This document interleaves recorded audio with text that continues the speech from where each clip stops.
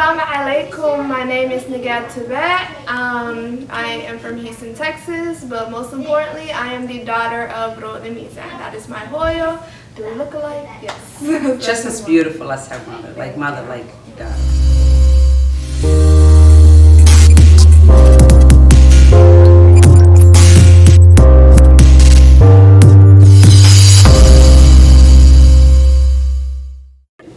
So you are a Somali American, first generation Somali American, obviously. What does that mean in today's Trump's America? And being Muslim, Yes. obviously.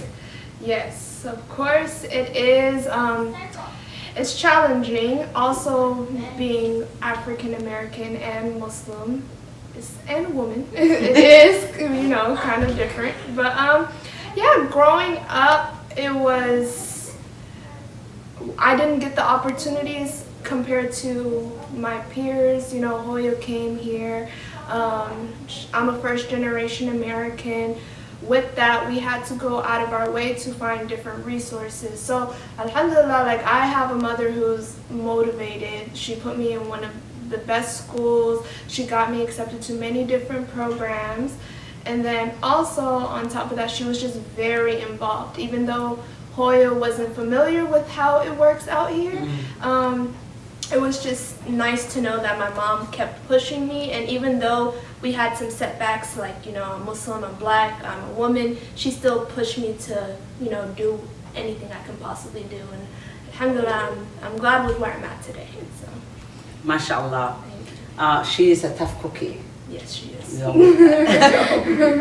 MashaAllah. So you're an educator and a motivator and obviously a great teacher. Thank you. I know that. So talk to us about being a teacher. What made you choose to become a teacher? Yes. So, growing up, I was always the person who worked with kids. I have a happy, yay personality. So with that, I used to tutor, I used to babysit, I was a mentor, I was actually a camp counselor as well. And then when I went to college, I specialized in political science.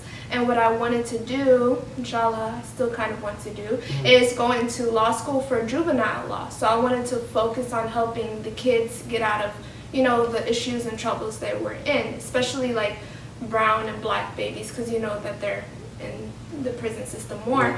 So with that, in college, what I decided to do is apply to this one program called Teach for America. I don't know if y'all have heard it before, but it's a 2-year commitment where I would have to teach in a community that is basically where I came from. So more on, people who look like me, low income, that kind of things. So I wanted to make sure I went back and helped the kids get to basically, alhamdulillah, where I got to today. I wanted to be that motivator. So that's where I'm at, and I'm going into my 3rd year of teaching. Wow. Oh my God, it's been already that long, huh? Yeah, I literally started yesterday. I don't know how time flies. Time flies when you're having fun. That tells me you're really enjoying teaching. Yes. MashaAllah. Oh yes, I love it so much. So however, since we're living in a different era, there's a lot going on, Black Lives Matter, before that it was the Muslims that were being bullied in America and still are. Right. How are the last 5 years differ from prior? Me growing up? Yeah. So me growing up, I was in a situation where I did have moments of prejudice and discrimination because I was Muslim. I do remember this one incident. I will always remember. I was in the 6th grade, and this one girl didn't want to sit next to me because I was Muslim and I was wearing my hijab and everything. I was like, what's wrong with her? So I'm a jokester. So anytime she would be around me, I'm like, oh, I'm Muslim. I run away, I'm gonna eat you. But I took it lightly back then, But when I went to college, that's when everything hit me. Because I went to Texas A&M University, and for those who don't know, the population there is all white, Texan hillbillies, yeehaw, 70%. So It was just a different atmosphere for me. Everybody looked down on me. I was. Wow, it was really that obvious? It was that oh obvious. My God. Like, even the professors would be like, wow, you got an A on this? Like, okay. Like, they would be surprised that I did well. But I'm like, I got into the school like how everybody else got into. And you were at top of your class. So I was like... In college, in high school. Yeah, so I knew what I was doing, but it was just weird that I had to prove myself and get validation from them. Yeah. And they weren't seeing me for like my achievements for how I was doing. So that shifted my thinking, and that just pushed me to be, I guess, who I am today. I've always been into helping people. Mm-hmm. That's why I became an educator. But I also wanted to inform others, like specifically kids, hey, this is the reality we live in. I wasn't told this when I was a student. I wanted to tell them this is what you're most likely going to face in corporate America. So with that, let's start toughening ourselves up and try to get to where we need to be today. So, let's talk about Black Lives Matter, for example. Like, there's a little bit of conflict between sometimes, like, some Somalis, not all Somalis, and African Americans. And there has been some stories where some Somalis were saying, well, all lives matter, just like that famous all lives matter. Yes. As if Black lives does not matter, all lives matter. Obviously, all lives do not matter unless Black lives matter, right? I don't understand how like people always take this the wrong way. It just seems to me that you say things like that because you really don't want to admit the humanity of Black people. And even there were some incidents where there were some Somalis that said things like that out loud, said we don't care about African Americans, right. It's their fault, etc., etc., etc. Obviously, the vast majority of Somalis don't feel that way. Right. But like, tell me, are you involved with Black Lives Matter? Talk to me a little bit about that. Yes, so I am very involved. I am an advocate. I'm actually a member of the Black Excellence Group at my school. I'm very big on uplifting Black people. At the end of the day, even though I am Somali, people see me as Black. It's just how it is. Yeah. Like, they're not going to be like, oh, this one she's different. She's from East Africa. No, I'm Black. So with that being said, like, instead of trying to divide and have us think that we are different than others, it's just better for us to unify, I feel, and also learn from each other. I am part of this organization where not only am I helping uplift Black students, but the good thing is I also get them in tune with their African roots. So them just learning about the cultures from back home, West Africa, East Africa, everything. We did an African performance one day at our school, and they know so much about the Somali culture as well. So it's like, as soon as you change your mindset and have them think that we are one, I promise you they're going to be, like, from my students' perspective, they are so willing to learn and understand that I'm not any different than them. So I am a big advocate. Black Lives Matter, period. And I just feel like as a community, especially in America, instead of trying to push ourselves away from that, we need to stand up with them. Because like I said, they see us as the same color. So we might as well just unify instead of dividing. Obviously we are Black. Yes. And anyone who thinks otherwise, I think, I don't know. Yes, we are ethnically different. We're Somalis, but at the end of the day, we're Africans and we are Black people. But there are actually people who truly believe we're not Black. We are like our own, like, and I'm like, that's not self-love. I don't consider that as like self-love. The thing that I see, like back home, just observing, is that colorism is very big, as in if you're like a lighter skinned person, for example, it's a compliment, they'll call you Ade. Like that's just you noticed that? Like how Ade. sad. Yeah. And then like, you know, the nickname of someone is like Madobe or something like that. So it's just within the nicknames we automatically just have some kind of, I see it as like condemnation and like division, like Nagaad Tubeec, like that's such a good, you know, thing, but no one will ever. What always amazes me is like when, you know, on Facebook, like when people send you friendship requests, is anyone who has like Sulekha, which means the beautiful one, or Kalancho, which means the same, or Ade, I'm always like no, next, because it just tells me something about your character. They want like, to feel like they're higher. Exactly. Compared to others. And so you went back home. When was the last time you were? 2016, summer 2016. And did you notice this when you went back, or like talk to me about that? Like, what were the things that shocked you when you went back home? For example, just hearing comments like, "Oh, I can't be in the sun too long. I'm gonna get dark," you know?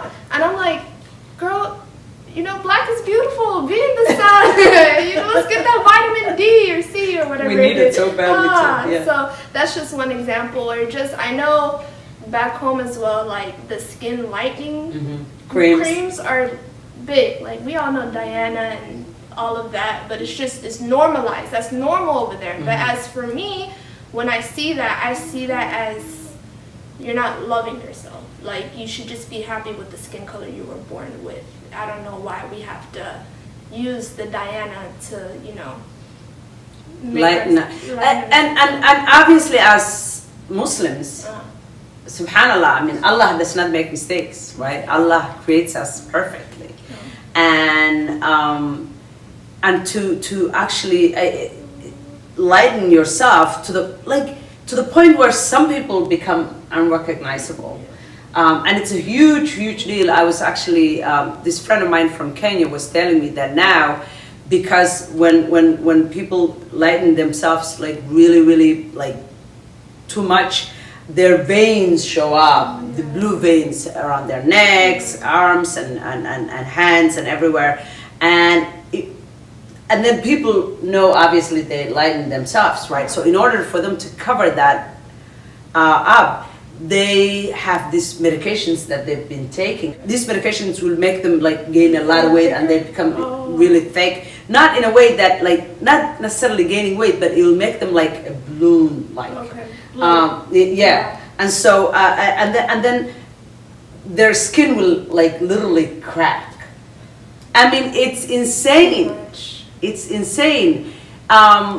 Because Somalis have the most beautiful complexion. I mean, literally, I think even in East Africa, I mean, black people are beautiful, obviously, but in East Africa, or for all East Africans, I think Somalis have the most beautiful complexion. Not that I'm being biased, but seriously. I mean, that marin, dalal higar, all that, you know what that means, right? Or kind of like, the marin means like the perfect complexion, not light, not dark, just perfect. And I've known people who had this just velvet skin, and they destroyed their skin because they wanted to make themselves lighter. And I've made some videos about that, and people don't really want to hear it.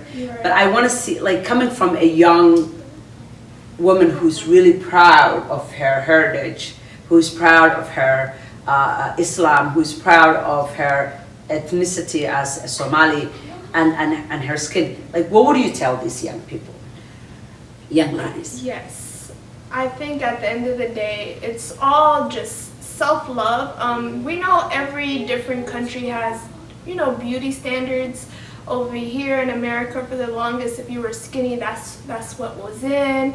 I understand back home, what's in is just being a lighter skin complexion, but that's just... It's been in forever. Forever. Never I don't know away. when it's gonna die. Yeah. But that's just, if we understand that right there is something that we have all created, I know for a fact we can end it, you know? So with that, it's more of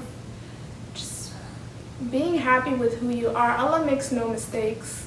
Allah makes no mistakes. So with that, you just, I don't know what else to say. Accept yourself. Accept yourself. It's all just self-love. I know I'm a light-skinned person. You might say, well, look, she's light-skinned. You know, she got the complexion we probably want, you know? But even if I was a dark-skinned girl, even if I was very, this color, I will still love myself. And in this culture, you and I are not considered light skin. We're considered brown skin. Right. You know, because everyone else is lighter than us, Yeah, right? So we could actually say, well, I'm not light skin considering this culture because, you know, we live amongst white people and then Hispanics, which are lighter. And then many of the African Americans from this culture are lighter too because they're mixed with all kind of other cultures.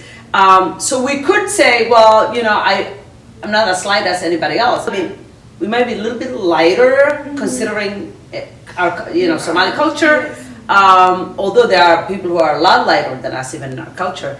But in this culture, we're not. And so, but yet we continue loving our skin. It's okay to make yourself, you know, you root that, all kind of little stuff that makes you shiny. And everybody does that self-care. But bleaching is what we're talking about. It's really an epidemic in our culture and many other African cultures, but we're talking about our culture in this case. What I want to ask you next is, as a young, educated woman, and now I'm sure the questions of what's next for you, and is there a husband in the pipeline and all that? I know you hear all those things, and obviously, girls want to get married and have children. I mean, it's the next natural, process of life. But do you do you get pressure sometimes? Are you gonna get married? When are you gonna get married? Things like that. Yes. Oh, all the time, all the time. I understand. That is every, that's my dream. I want to have a marriage. I want to have kids. I want to have all of that. I understand that's also a norm in our culture to get married early as well. I get calls all the time oh, Nagaad, is there somebody new in your life? And I'm like, nope, just working on myself. I think right now the way that I was raised is more of I want to make sure that I'm okay for myself in the future before I even settle down and even think about kids. That's just how I see it as right now. Yes, I am going into my 3rd year, but I still have ambitions. Actually, alhamdulillah, today, Hapa knows this, I came running downstairs. I got accepted to a graduate school program. Yeah. Congratulations. Thank by you. The way. Oh, Thank I'm so happy. Thank you. So I am about to start a 3-year program where I'm focusing on school counseling and also clinical psychology. So I'll be getting my license in both, and inshallah, I plan to have my own practice and practice, just be the therapist people need. That you already are already. Yeah. You're already doing that for your students, yes. So you might as well make it a career. Yeah. Speaking of that, that's the main reason why I wanted to do it, because as a teacher, part of these different organizations, I try my best to be that. I want to, of course I'm a teacher and I have this higher, position, but I try my best to be as open as possible for these kids where they can come to me and talk to me about anything. I want to make sure that I am their person. So it got to the point where I would just see my students be like, hi, Miss Tubia. They call me Miss Tubia. My name is, Nagaad Tubeec, but you got to change it up for the people. But they're like, hi, Miss Tubia. Can we eat lunch with you? I have something to say, and they'll just drop everything on me, and I'll just be like, whoa. Yeah, but I would try my best to help them, and I always check up on them. I always want to make sure they're okay and their education is straight. So as I'm seeing this trend of kids coming to me all the time, I was like, let me go ahead and do this professionally, get certified, let me give these students the correct advice, and so that's just where I'm at right now. So mashallah. I feel like we all know this, knowledge is power at the end of the day. So if you put yourself in a position, if you are ambitious, if you make sure you're doing things for yourself, I feel like you'd be able to fulfill that passion you always wanted to do. Like, with knowledge, I feel like you get exposed to many opportunities as well. Unless you are that type of person who's just a go-getter and a hustler and, you know, knows what they're doing. But I don't think there's an issue for focusing on yourself and making sure whatever you want to do in life is going to happen. So at the end of the day, everything else will fall into place. Like, the right man will come. He will slide into your DMs or whatever. But like, he will come. But also do know that we have a goal, and we need to make sure we are uplifting each other. Specifically, us women. We need to make sure we are uplifting each other. We need to make sure we are going back home and uplifting everybody back home, using all of the resources we've gained from here to, I don't know, potentially go and open women's centers or education centers. Please do get educated, because the main reason why our parents came here is to make sure that we, you know, got educated, and also not forget our people. We live in this world, yes, we live in America, but this is not where we're from. We have to come together, specifically as women. I feel like we're very powerful. We can do this. Yes, indeed. And go back and just make sure we are giving the same opportunities to them back home. Indeed. Last question is, Yes. there's this video that I really, really love that you've created. Yes. This, I guess, it's just a bit. Can you just explain? Yes. I cannot do justice for it. I'm Yes. just so in love with this video because Thank it's so powerful. Thank you. So, if you know who I am as a person, I'm very, you know, I'm goofy, I'm random, I just think of random things. So one day, what I wanted to do is just create a rap for this math concept we were learning at that time, and I was in my room just like, you know, yeah. Well, I don't know. I thought I was a rapper. And then when I went to the class the next day, I was just planning to rap it for the kids. And I told them, hey, look, hopefully this can help you guys memorize this concept. But then the kids were just so hyped and were like, yeah, okay, Miss Tubeec, let's go. And I was like, okay. But as time went on, they started to write their own lyrics. And then we created this whole song. So with that, I had a friend who is a professional videographer, and he also records audio. I called him, said, hey, look, my students and I want to do a music video about transformations, so can you please come to our school and help us record? And then it became a thing, actually, and I'm happy to say, like, it got popular. Like, I didn't know this was going to be a good thing, but I'm just happy it worked out. Well, because we know young people learn, you know, when you present knowledge in a way that is easier for them, in a way that they can memorize, especially math formula. Right. It is, and now with music and with rap and all that, because young people are into it, Yeah. it's easier for them to remember it when we Right. present it that way. Right. So it's really, really, it's brilliant. It's very, That's- very smart. Thank I'm you. so happy, and I think a lot of people can maybe learn from that. Yes. Yeah, we have to make knowledge easy for people. We have to make, you know, Islam, religion, you know, and everything else easy for people. We have to make sure that we don't make people afraid of learning, or because we can all learn anything and everything. Yeah, exactly. absolutely. We have to be comfortable enough to ask those questions. I'm very big on, like, no question is a dumb question. Yes. So I just would say, like, yes, everybody just have an open heart, and if someone comes to you about a question of Islam specifically, just feel open enough to explain, or even, if, you know, be humble enough as well to say, oh, I don't know as well. Let's go ahead and learn it together. Yeah. So, and that will right there just motivate so many people to go out and learn more. So Exactly. yes. Well, thank you so much, you. Gabadheeda. I am delighted that you gave us the opportunity to have a conversation with us. Thank you you. so much. I'm so proud of you. Thank you, Havo. Thank you.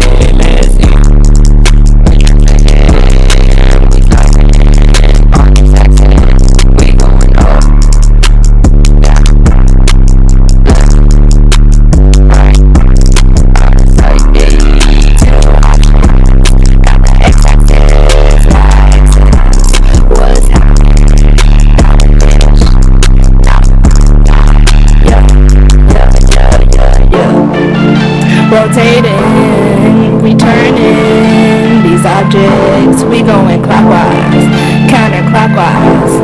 90, 180, 273, 60. Yeah.